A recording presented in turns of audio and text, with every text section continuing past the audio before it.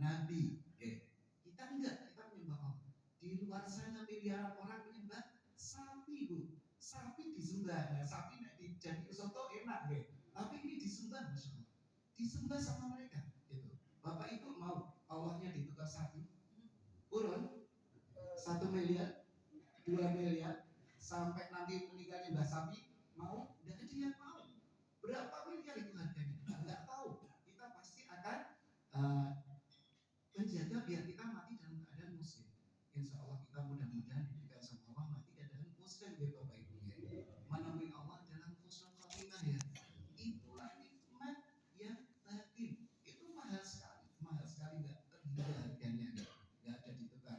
Biarpun kalau di teman-teman yang itu ya di sana di dukun sama di kota di sana berjuang ya, mungkin nilainya nggak segitu ya, kadang itu terlihat murah-murah sekali. Nah, mudah-mudahan kita semua tetap bisa dijaga sama Allah. Nah, seperti itulah nikmat.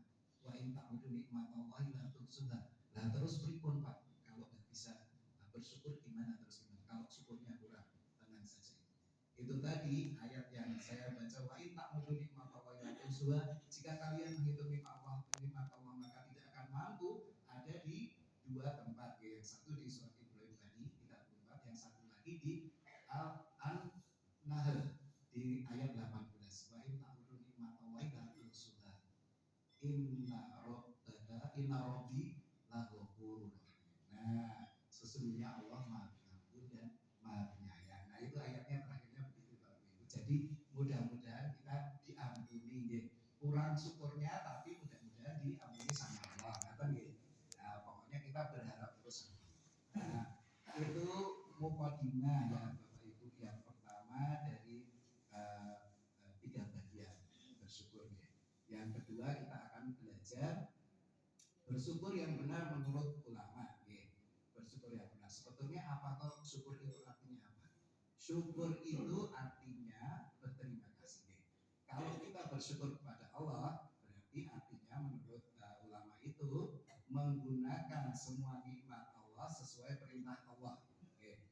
Kenapa Bapak Ibu? Menggunakan nikmat Allah sesuai perintah Allah. Oke. Kita dikasih mata, dipakai untuk melihat yang baik-baik, untuk baca Quran dan sebagainya. Oke. Jangan dipakai untuk maksiat. Nah, seperti itu intinya. Dikasih motor, ya, dipakai untuk yang baik-baik, untuk kerja, untuk ke masjid dan sebagainya. Ya.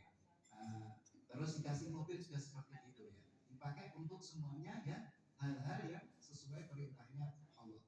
Menggunakan nikmat Allah sesuai perintah Allah itulah syukur. Ya. Kemudian syukur sama ulama dibagi menjadi 3 ya. Bersyukur dengan hati, bersyukur dengan lisan, dan bersyukur dengan anggota badan al-jawari. Jadi ada 3 cara untuk bersyukur. Yang pertama, bersyukur dengan hati. Nah, bersyukur dengan hati itu seperti apa? Yang pertama, mengakui semuanya hanya dari Allah. Semua nikmat hanya dari Allah. Wa ma bikum bi ni'matin faminallah. Surat An-Nahl ayat 53. Wa ma bikum min ni'matin faminallah. Dan bagi kalian semua nikmat itu semua yang kita rasakan apapun itu tadi, itu dari Allah. Nah, itu kita harus yakin di dalam hati kita begitu dengar ada nikmat, ada berita bagus, misalnya baru aja itu suaminya dikasih mobil sama dari kantor. Nah, langsung pertama diakui bahwa itu dari Allah. Jangan tambah-tambah, itu dari Allah. Itu yang di hati kita seperti itu.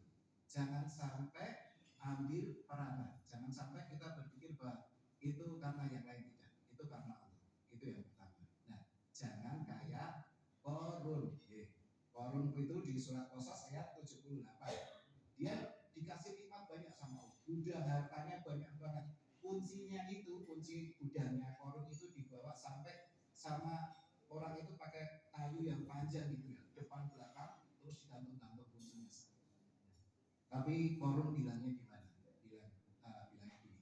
Innama utituhu ala ilmin ini. Sesungguhnya semua ini aku mendapatkan ini mana di atas ilmu yang aku punya. Oh gitu. Nah, jangan seperti itu. Kita harus yakin bahwa ini dari Allah. Itu ya. Jangan ambil bagian itu seperti itu. Yakinkan di hati kita bahwa dari Allah. Jangan seperti koren ditenggelamkan sama Allah. Di apa kalau bahasanya sekarang? Dikuifaksi, ditarik ke dalam tanah. Ada danaunya yang dipercaya sama ulama-ulama di Mesir, danau Korun namanya. Nah di sana. Nah seperti itu. Itu bersyukur dengan hati. Bersyukur dengan hati seperti itu. Yang kedua, bersyukur dengan lisan. Bersyukur dengan lisan itu seperti apa? Ya yang pertama kita mengucapkan alhamdulillah. Yang kedua itu kita bisa dengan menggunakan lisan dengan sebaik-baiknya sesuai perintahnya Allah untuk baca Quran, untuk berkata yang baik dan sebagainya. Nah, kalau alhamdulillah itu apa? Alnya apa? Alnya alhamdulillah itu menyeluruh semua. Alhamdulillah pujian lillah dari Allah. Semua pujian alhamdulillah. Kalau di Quran itu alnya itu ada dua gitu. Fa inna ma'al musri yusra. Inna ma'al musri yusra. Al yang ini, al usri ini menunjuk ke satu pusat gitu ya. Satu kesulitan gitu. Diulang lagi alnya itu berarti satu gitu ya. Istilahnya kalau bahasa Inggrisnya lika. Nah, mobil ini gitu. Nah, al yang satu itu artinya itu. Nah, kalau yang di alhamdulillah ini semua seluruh pujian hanya milik Allah. Ingat tadi, nggak boleh ambil bagian. Ambil bagian itu contoh Pak ini. Misalnya Bapak Ibu tadi suaminya dapat mobil dari kantor, ya kan? Terus tetangganya nanya, Pak, Bu, kok suamimu untuk mobil baru itu dari mana? Oh itu alhamdulillah dari kantor. Nah, alhamdulillah cukup, sudah cukup. Jangan ambil bagian, jangan terus bilangnya. Bu, alhamdulillah Bu cukup ya Bu ya. Kayak biarnya sinau tenangan ya. S1, S2, S3. Kemudian dia kerja keras, lembur ya buat tekan jam, lalu tekan jam besok gitu ya. Jangan itu, nggak boleh. Itu namanya ambil bagian. Cukup bilang alhamdulillah sudah cukup. Karena yang lainnya itu milik Allah. Nah, tapi menceritakan nikmat itu perintah Allah ya. Di surat Ad-Duha yang terakhir itu apa ayatnya? Wa amma bini amati robika hadis. Dan atas nikmat-nikmat rohmu maka nyatakanlah. Nah terus gimana Pak? Kan disuruh nyatakan. Ya, nyatakan tapi bukan dalam rangka sombong. Sombong yang tahu siapa? Bapak Ibu sendiri. Fa'alhamaha fujuraha wa taqwaha. Di hati kita itu diilhamkan sama Allah fujur sama takwa. Ya, fujur itu yang cenderung untuk jelek. Yang takwa itu cenderung baik-baik. Nah kita nanti tahu batasnya. Misalnya tadi Bapak Ibu dikasih nikmat mobil atau dikasih nikmat umroh, dan Ibu kemarin kemana? Kok nggak kelihatan? Nah, kalau ditanya dijawab Bu, tapi yang penting jangan sombong. Kalau kira-kira sombong ya nggak bisa. Tapi kalau nggak usah juga bisa. Ibu kemarin dari mana? Dari mana ya? Nggak usah gitu. Jawab aja. Habis umroh alhamdulillah. Seperti itu ama binikmati robbika hadis. Atau kita juga menceritakan ke keluarga kita nikmat-nikmat semua. Misalnya dapat mobil tadi dari kantor diceritakan ke keluarganya. Atau di waktu semalam sama istri berdua, kan?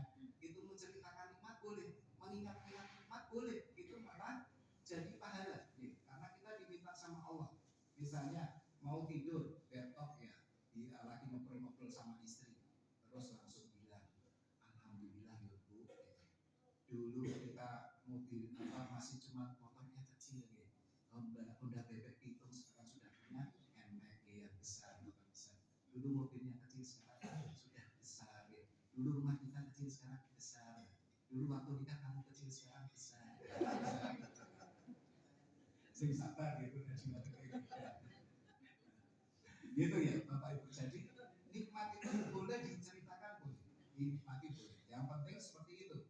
Yang penting harus tidak ada sombongnya. Diceritakan ke keluarga boleh, apalagi sebagai dakwah boleh ya. Yang penting Bapak Ibu yang tahu batasannya, karena Bapak Ibu dikasih jujur sama takwa. Itu nikmat lisan. Sudah dua, dari hati dan lisan. Yang ketiga, bersyukur atas nikmat Allah dengan anggota tubuh al-jawari ya. Berarti kita apa Bapak Ibu? Sholat ya. Terus apa lagi? Puasa gitu, haji, umroh, itu semua yang memakai anggota tubuh kita yang berbuat baik kepada itu pekerja dan sebagainya, itu merupakan bentuk wujud syukur kita. Bentuk wujud syukur kita seperti itu.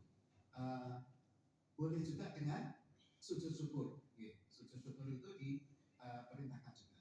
Ya. Boleh sujud syukur atau menggunakan tubuh untuk beribadah sebaik-baiknya. Nah, contohnya adalah misalnya Rasulullah itu ketika dia sholat malam sampai kakinya apa Bapak Ibu? Bengkak. Yang di riwayat lain itu sampai kakinya pecah-pecah gitu ya. Aisyah radhiyallahu anha Ummul Mukminin gitu.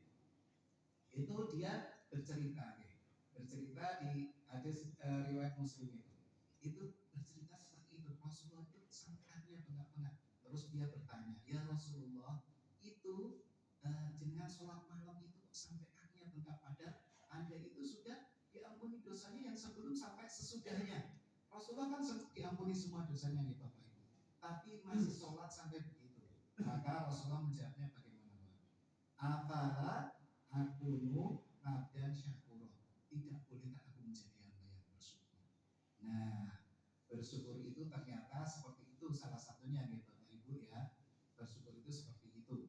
Jadi kita menggunakan tubuh kita untuk sholat. Nih nanti malam kalau sholat tahajud Bapak Ibu nggak usah sampai bengkak, biasa mawon ya, yang biasa 2 rakaat ya 2 rakaat saja, 2 rakaat terus 1, nggak usah bangunin istrinya tolong dilekin ini sebentar dulu, rasa konten gitu rasanya ya, biasa baik, pokoknya yang sedikit aja gitu ya, karena Allah itu senang sama kita, amalan kita yang sedikit tapi rutin ya.